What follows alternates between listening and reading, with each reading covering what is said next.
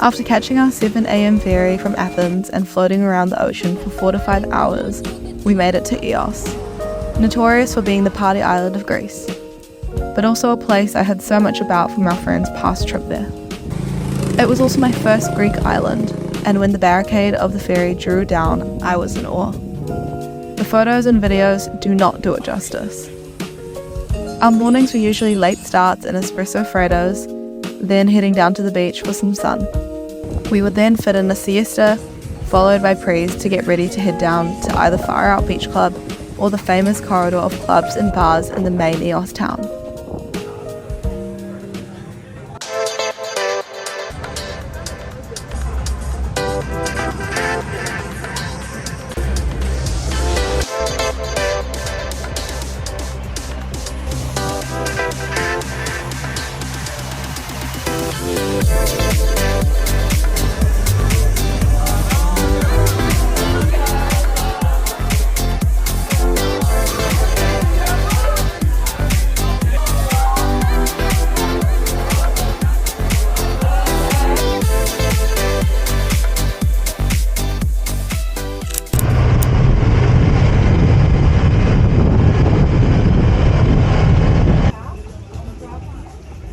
Oh, yeah, it's good. Oh, do you see on the...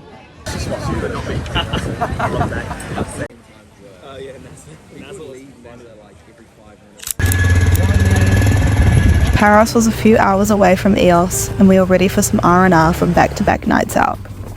It is worth renting a car or scooter on this island because the buses can be kind of hectic, especially during peak times. We ended up doing a one-day roadie to Naousa from Parakia and checking out the beaches there. I rode shotgun with Rog in the buggy, and the 3 boys squeezed into a red Fiat 500.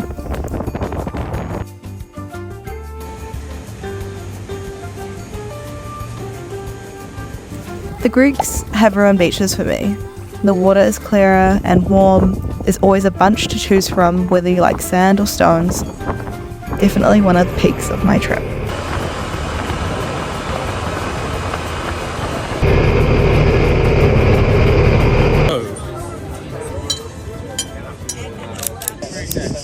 So cute!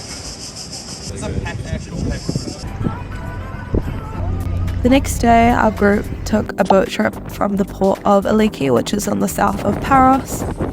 We did it with a company I found on TikTok, which took us to 3 different swim spots and fed us food and drinks along the way. The boat capacity may have been a bit questionable, with us having to evenly distribute the weight of the boat throughout the trip, but we survived nonetheless and swam our little hearts out.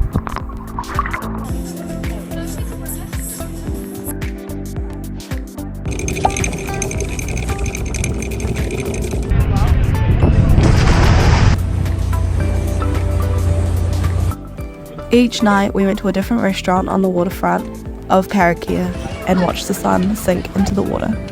How good.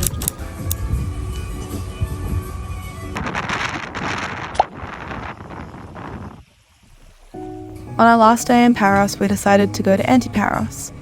Antiparos gets its name simply from it being situated directly opposite of the main island. We spent most of the day at Soros Beach Club, where we had lunch, played cards, and chilled on the beach lounges. There was not a cloud in the sky, and the vibes were high.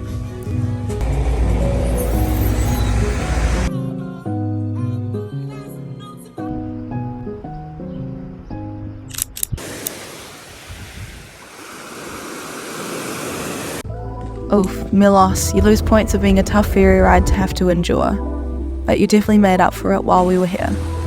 Day 1 was pretty jam-packed. We made our way to the north side of Milos, known for being more rocky and wavy. We hit up Ferropotamus, which is a fishing village and popular swim spot. And if you're looking for lunch that will really hit the spot, you have to go to Ohamos. We really enjoyed it.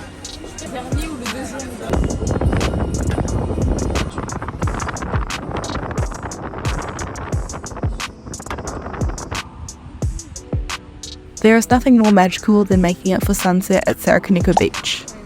There was even stray cats around. Some people were having evening dips in the water, and some having picnics perched on the out-of-world rock formations. You don't feel like you're on planet Earth.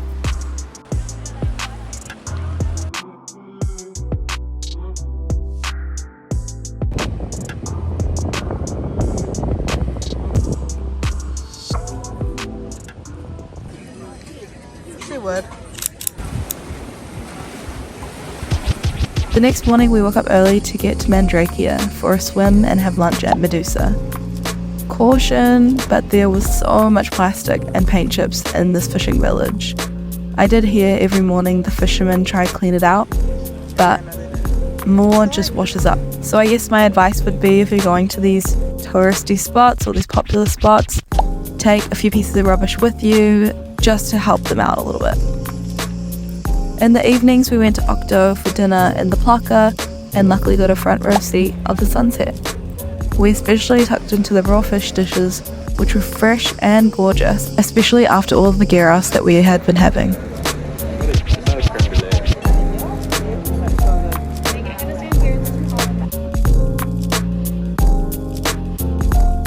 Greece, I love you and I'll be back.